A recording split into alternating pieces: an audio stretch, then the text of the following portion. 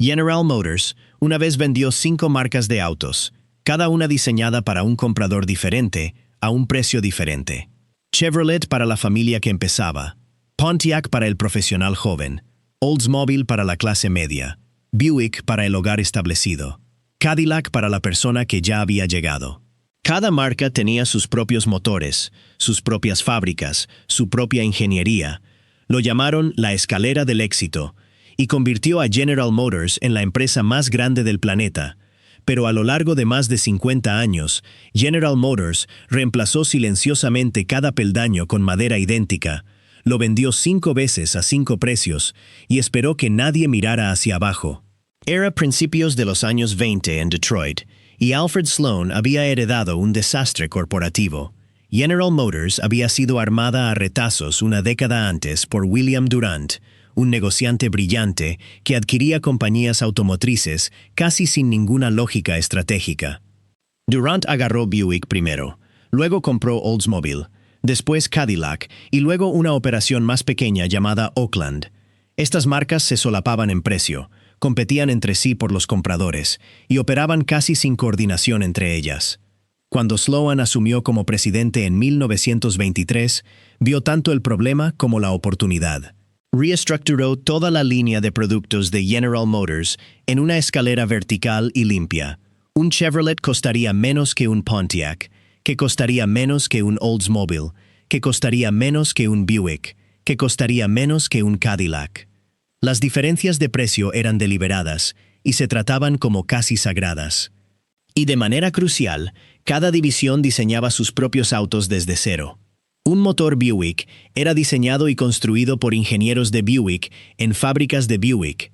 Oldsmobile tenía el famoso Rocket 5.8, un motor con reputación de durabilidad y refinamiento que el bloque pequeño de Chevrolet, por capaz que fuera, simplemente no tenía. Los interiores eran diferentes entre divisiones, las suspensiones estaban afinadas para distintos caracteres de conducción y los paneles de carrocería se estampaban en troqueles separados. Cuando tu vecino estacionaba en su entrada con un Oldsmobile nuevo, no había comprado simplemente una versión más cara de tu Chevrolet. Había comprado un auto fundamentalmente diferente, y la diferencia era algo que podías ver, sentir y escuchar cuando girabas la llave. Durante décadas, este sistema funcionó de maravilla. General Motors controlaba aproximadamente la mitad del mercado automotriz estadounidense a lo largo de los años 50 y entrando en los 60. Una cifra asombrosa para cualquier fabricante individual. Cada marca tenía su propio grupo de seguidores leales, su propia red de concesionarios y su propia cultura de ingeniería que los compradores podían identificar. Pontiac era la división de rendimiento, la marca que te daba manejo de vía ancha y un poco de músculo. Oldsmobile era el líder tecnológico, la primera en adoptar transmisiones automáticas y el V8 de válvulas en cabeza, que se ganó el apodo de Rocket. Buick era el auto del doctor, silencioso, refinado y cómodo en viajes largos por autopista. Cadillac era Cadillac, el estándar del mundo, con interiores ajustados a mano y un motor tan suave que podías equilibrar una moneda sobre la tapa de válvulas en ralentí. Pero mantener toda esa separación es enormemente costoso. Programas de motores separados en 5 divisiones, operaciones de estampado de carrocería separadas, equipos de diseño interior separados, todo multiplicado a lo largo de millones de vehículos cada año. Cuando llegaron los años 70 con la crisis del petróleo y las nuevas regulaciones federales de economía de combustible, el liderazgo de General Motors enfrentó una presión. Las ganancias se estaban apretando. Las importaciones japonesas estaban ganando terreno con autos más baratos y más eficientes en combustible. Y los ejecutivos en Detroit comenzaron a hacer una pregunta peligrosa. ¿Para qué construir 5 versiones diferentes de un sedán mediano cuando una sola versión, equipada con diferentes parrillas y diferentes emblemas, podía llenar cada sala de exhibición a una fracción del costo de ingeniería? Sin embargo, el problema no era simplemente ahorrar dinero en plataformas. Era lo que pasaba cuando los ahorros iban demasiado lejos. Compartir una arquitectura básica de chasis entre divisiones es una cosa.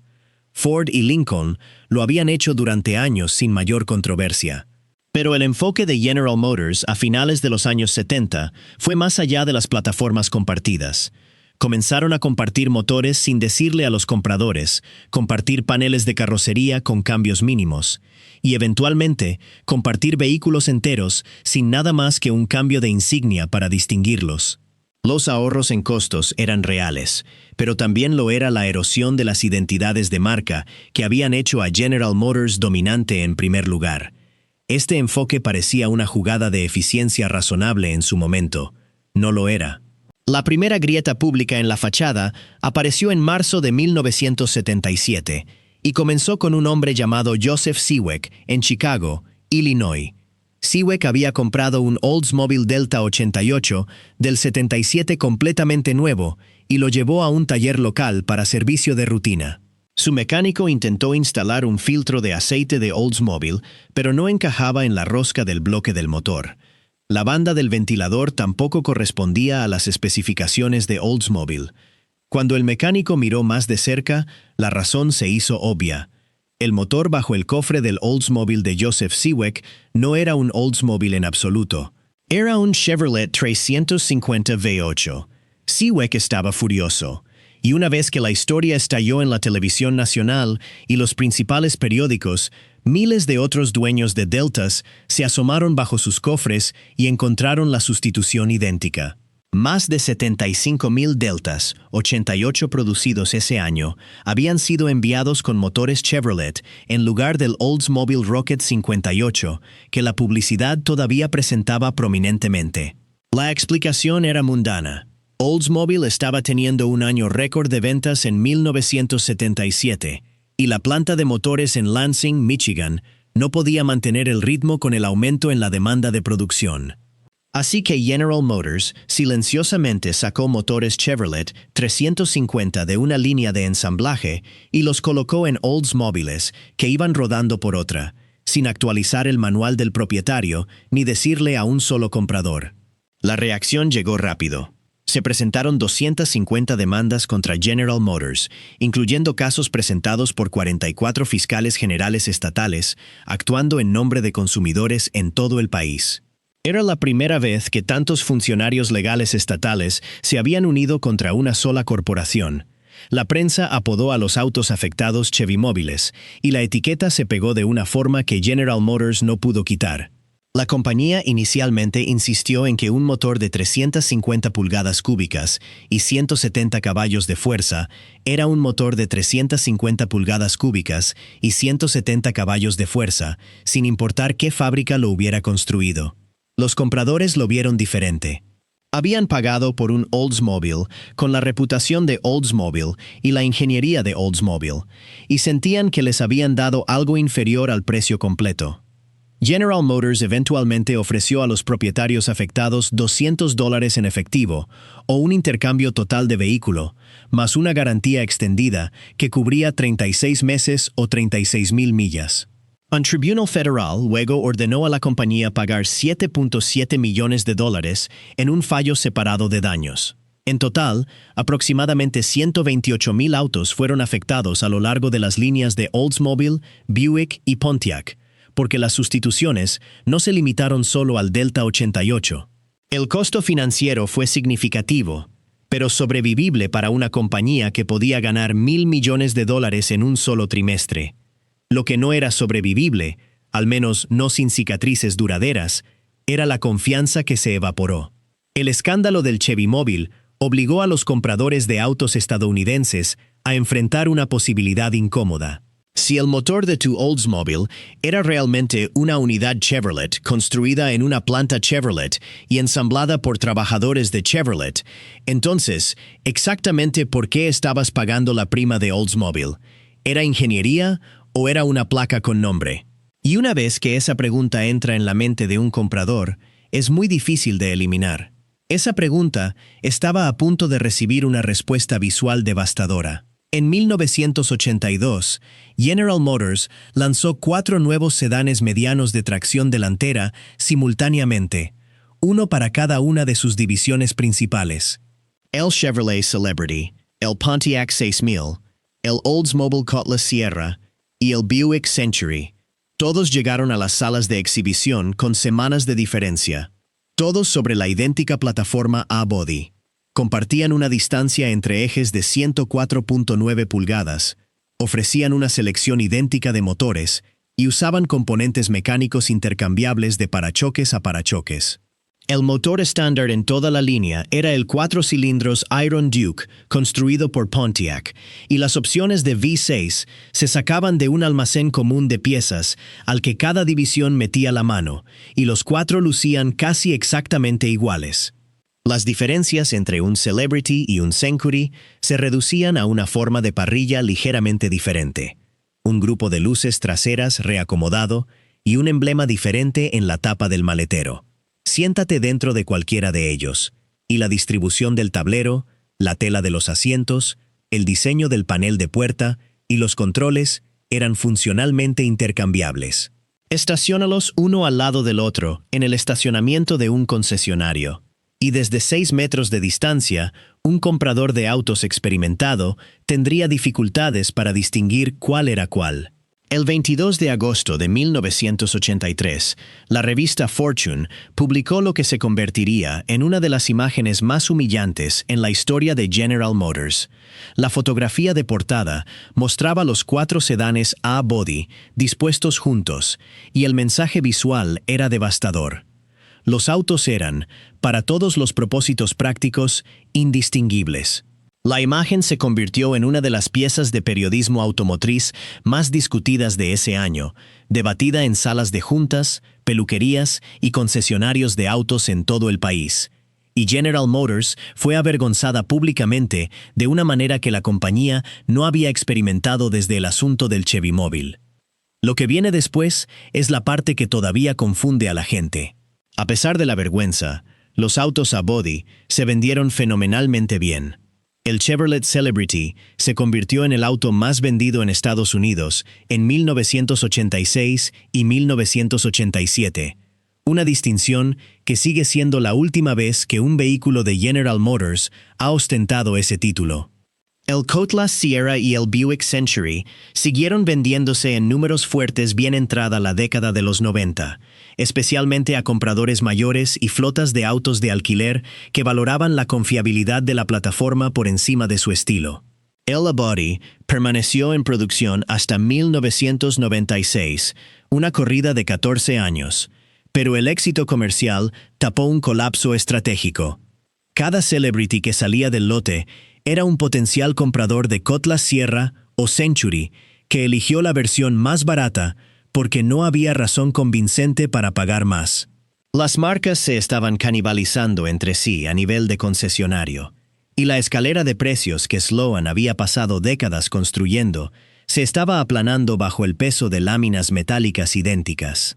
¿Para qué subir la escalera cuando cada peldaño se veía y se sentía igual bajo tus pies? Pero la vergüenza del A-Body ni siquiera era la operación de intercambio de insignias más agresiva que General Motors estaba ejecutando en ese momento. Mientras los sedanes medianos estaban siendo asados en la portada de Fortune, una plataforma separada, un tamaño más pequeña, estaba haciendo exactamente el mismo truco con aún menos disfraz.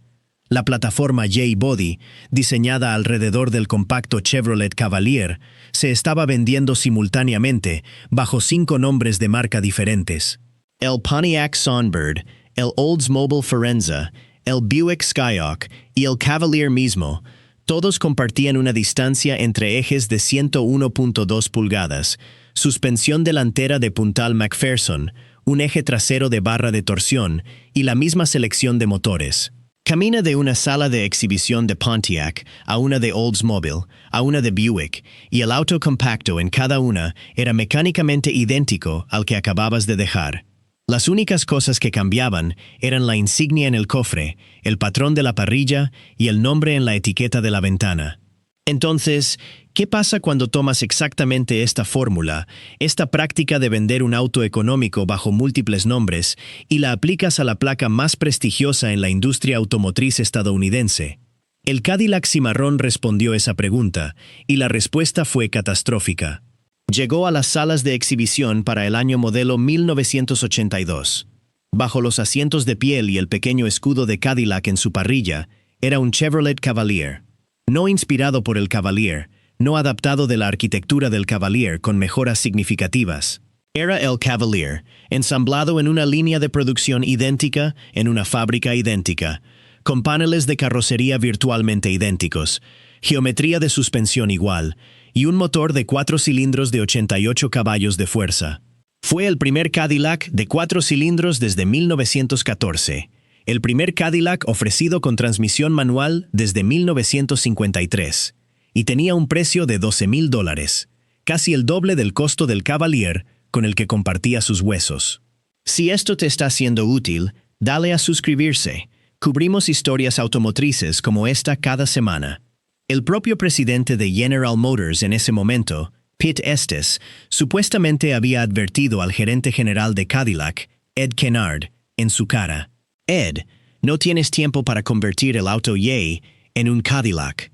Esa advertencia resultó ser profética. Cadillac se había unido al programa Yay Body apenas 11 meses antes de que los autos llegaran a los concesionarios, y la división casi no tuvo participación en la ingeniería. No hubo tiempo para diseñar un interior único, no hubo presupuesto para un motor diferente, y no hubo oportunidad de retrabajar la suspensión en algo que se sintiera como un Cadillac, en lugar de un auto económico con mejor tapicería. Cadillac estaba tan incómoda con el resultado que la división inicialmente se negó a poner su propio nombre en el auto. El vehículo se comercializó como Cimarrón por Cadillac, y el personal de ventas fue entrenado para corregir a los clientes que lo llamaran un Cadillac. Piensa en eso por un momento. Una compañía de autos instruyendo a sus propios vendedores a no asociar su producto con su propia marca. Si eso no te dice todo sobre lo poca confianza que la división tenía en este vehículo, nada lo hará. El mercado no se dejó engañar ni un segundo. Pero la escala del rechazo aún así tomó a Cadillac por sorpresa. Las ventas del primer año alcanzaron 25,968 unidades, aproximadamente un tercio de lo que la división había proyectado. Forbes colocó al Cimarrón en su lista de fracasos automotrices legendarios. CNN Money lo describió como, en todos los aspectos importantes, un Cavalier que añadía miles al precio de etiqueta, mientras no entregaba ni una experiencia satisfactoria de Cadillac, ni una propuesta de valor razonable.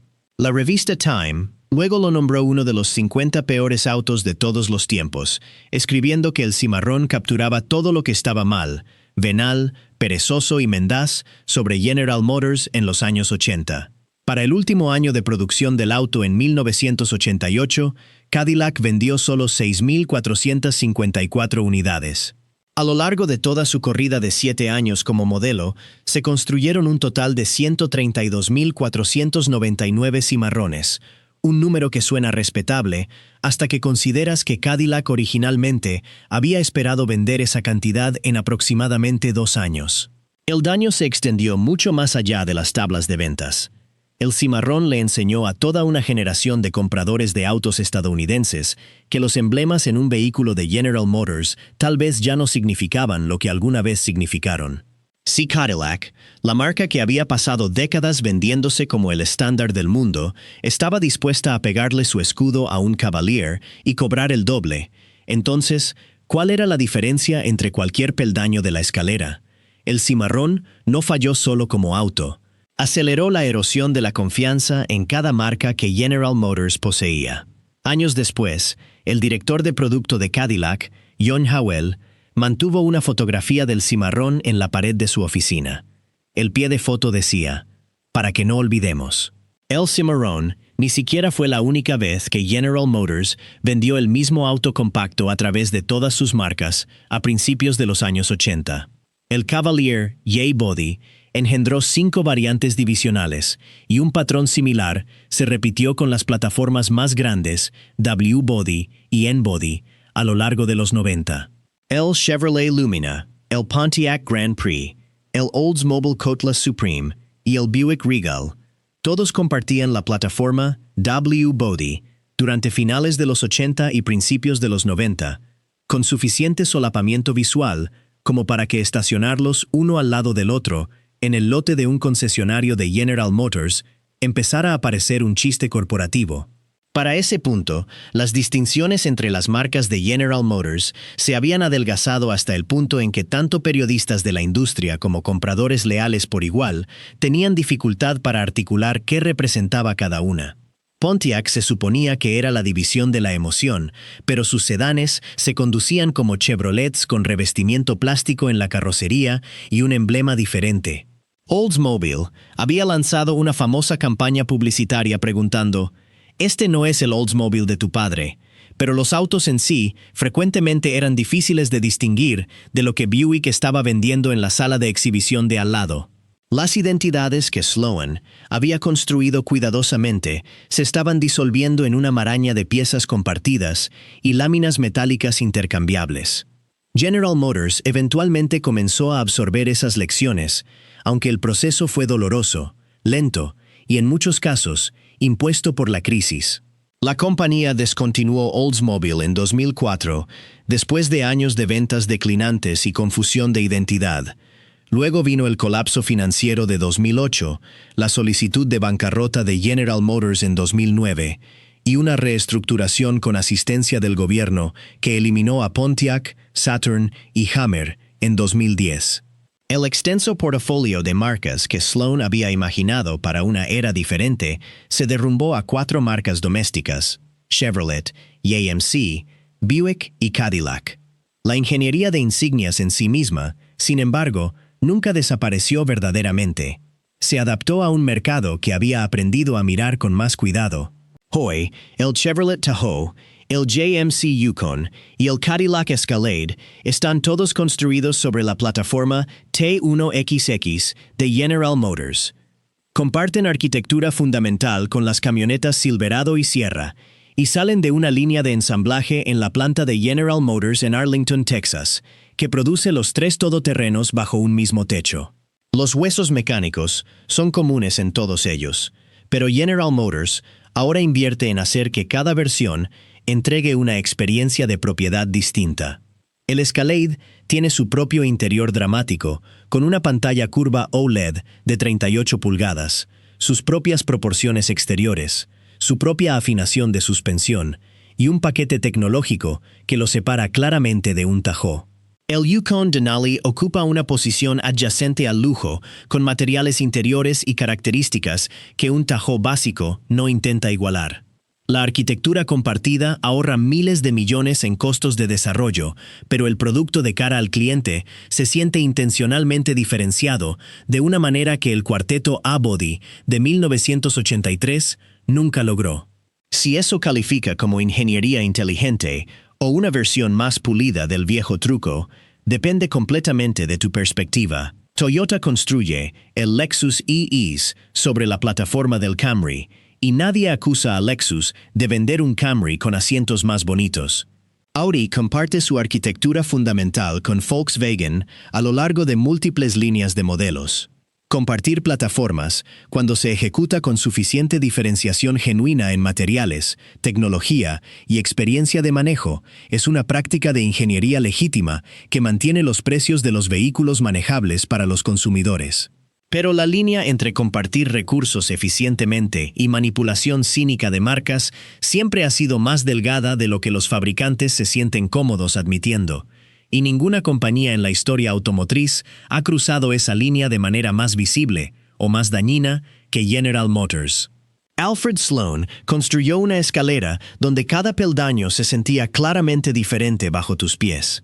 Para los años 80, General Motors había lijado cada peldaño hasta dejarlo liso, y los clientes ya no podían distinguir si estaban subiendo o si estaban parados en el mismo lugar. La compañía sobrevivió eventualmente. Se declaró en bancarrota en 2009, se reestructuró con asistencia del gobierno, se deshizo de marcas, cerró fábricas y emergió más delgada y más enfocada. Cadillac, desde entonces, ha producido vehículos como el CT5 Blackwing, que son ampliamente considerados como algunos de los sedanes deportivos más finos del mundo, prueba de que la diferenciación real todavía es posible cuando una compañía se compromete con ella. Pero la confianza que Sloan pasó décadas construyendo nunca regresó del todo. La creencia de que un Buick se ganaba su precio a través de ingeniería superior, de que un Oldsmobile merecía su prima porque el Rocket 5.8 valía la diferencia, de que una insignia de Cadillac significaba algo que el dinero solo no podía comprar. Esas convicciones murieron lentamente a lo largo de los años 70 y los 80, una plataforma compartida y un motor intercambiado a la vez. Algunas marcas, como Oldsmobile y Pontiac, nunca se recuperaron en absoluto. La verdadera pregunta no es si General Motors aprendió de esas décadas de ingeniería de insignias. Claramente lo hicieron, al menos parcialmente. La verdadera pregunta es si cualquier compañía puede reconstruir una escalera de marcas después de que ya le enseñó a sus clientes que cada peldaño estaba hecho del mismo trozo de madera.